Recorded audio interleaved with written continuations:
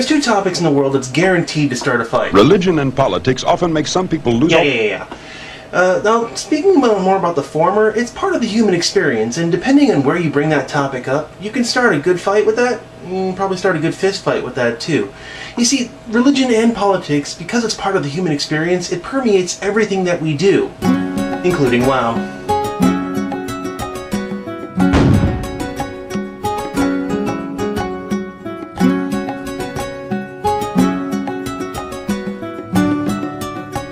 I'm just going to say this outright. I'm not going to try to make this a bash on any religion of any flavor. There are people who do it much better than I can on both sides of their respective arguments. But my point is that in a lot of swords and sorcery games, religion is a big part of things.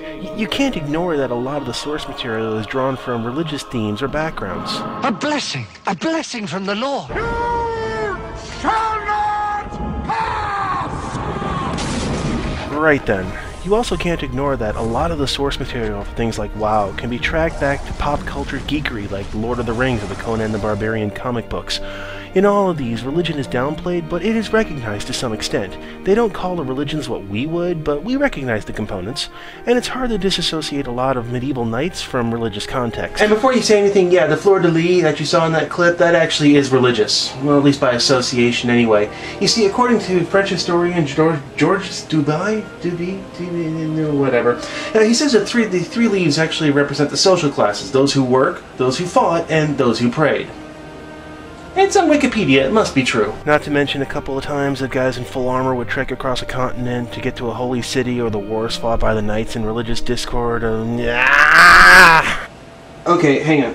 I know I said I was not going to make this into a rant, and that's not my goal, because like I said, there are many people who can do it much better than I can. All I'm trying to do is get across the point that religion, for better or for worse, is a part of the human experience, and to that end, we tend to bring it into anything that we do, when we take it with us where we go, and that includes online worlds like World of Warcraft. That's all I'm saying. Don't stone me, please. What I've determined is that there are two big faiths in the World of Warcraft, from the player's perspective: the Light, and a non-denominational shamanic culture which changes from race to race, but has a lot of the same core beliefs.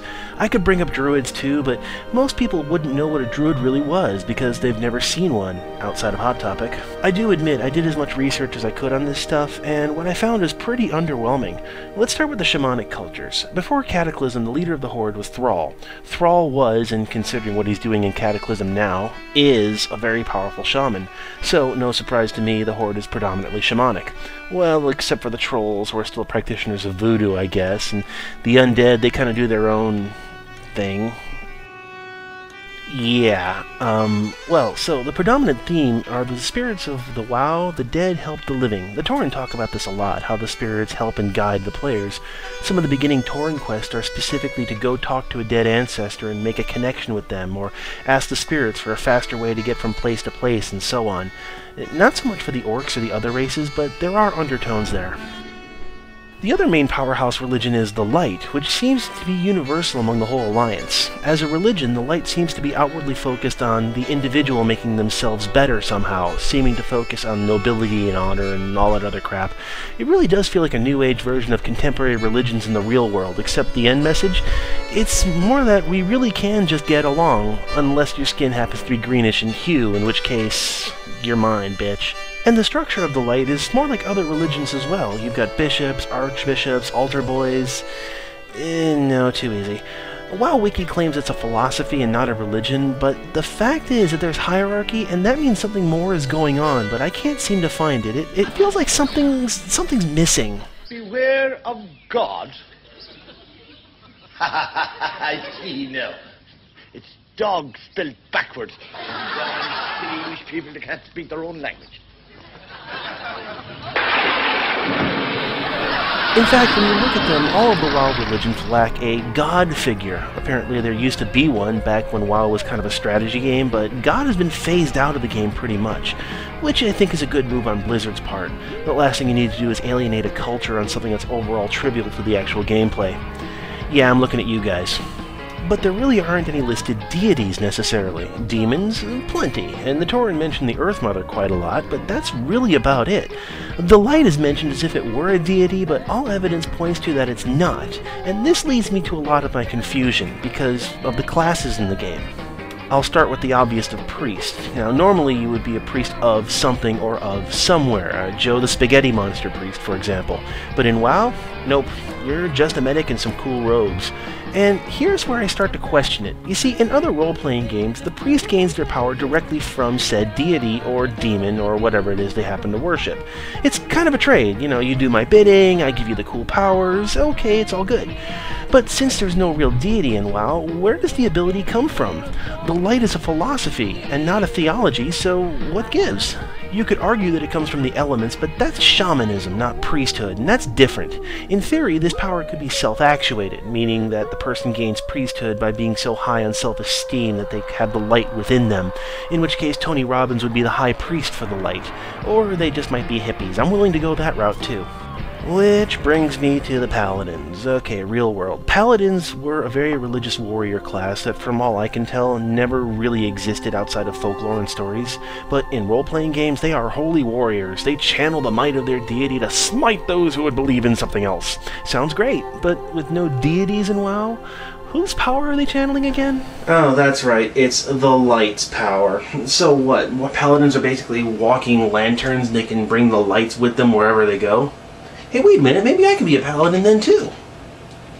By the light! I can't do it. My throat's trash today, sorry. Considering that the light is an ideology and not an idol, it's really kind of hard to track down where this power exactly comes from. So, on the other end, shamans. Please don't squeeze the shaman. Why don't you squeeze the animals instead? This is a little more clear to me in that the elements provide them with power.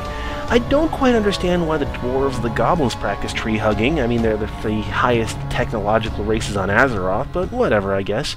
I mean, the Worgens seem to be a better match in my mind, but what do I know? So, in a way, the whole game is kind of a lesson in American history. No, really, when you look at the religious views of the Alliance and the Horde, you essentially have monotheism versus totemism, strict orders of book knowledge versus tight affiliations with natural application. And in that way, you could look at the game as a retelling of America's manifest destiny, but with orcs and bison that happen to shoot back. And actually, when you look at it that way, Cataclysm is a dead ringer for what the Ghost Dance was supposed to be, at least one incarnation of it anyway. How the world would be turned upside down, new earth would be laid out, and new soils would be covered in sweet grass and trees. It didn't work out too well in the real world, and I think I'm far too white to know as much as I do on this topic. Now, as far as the other guaranteed fight topic, politics is a little harder in the World of Warcraft scheme because both the Horde and the Alliance tend to be more monarchies than anything else. You could possibly argue a dictatorship on the Horde side, but it seems to be more like a monarchy type situation, so that really doesn't leave a lot of wiggle room to make fun of anybody in that. All that being said, the one thing I have about religion in the World of Warcraft is that sometimes it's just a little jarring. You know, you lose that effect of being lost in somebody else's world when something just doesn't work and it doesn't make sense. Now I realize a lot of people aren't really going to care about this one way or the other because they're just going to be like, oh come on, just play the game, but on the other hand, it kind of helps immerse somebody into the fantasy world, and that's really what I'm here for anyway. Good night. Thank you, and may your God go with you.